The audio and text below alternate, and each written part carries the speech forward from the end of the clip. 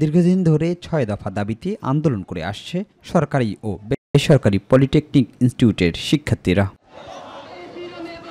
সংকট সমাধানে বৃহস্পতিবার শিক্ষার্থীদের সাথে বৈঠক করেন শিক্ষা বিভাগের অতিরিক্ত সচিব। বৈঠকে সমাধান না আসায় আন্দোলন চালিয়ে যাওয়ার ঘোষণা দেন শিক্ষার্থীরা।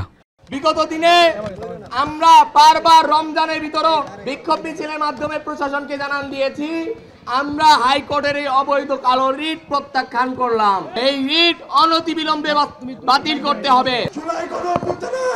পরবর্তী সময়ে যে ফ্যাসিস্টের হামলা সাধারণ শিক্ষার্থীরা কোনোই মেনে নেবে না।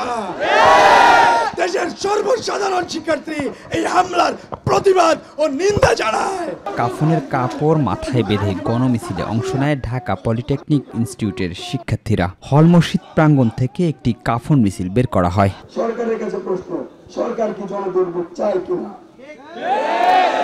যদি সরকার জনদুর্ভোগ নাই চায় তবে আমাদের এই দাবি দ্রুত থেকে দ্রুত সময় মেনে নিক।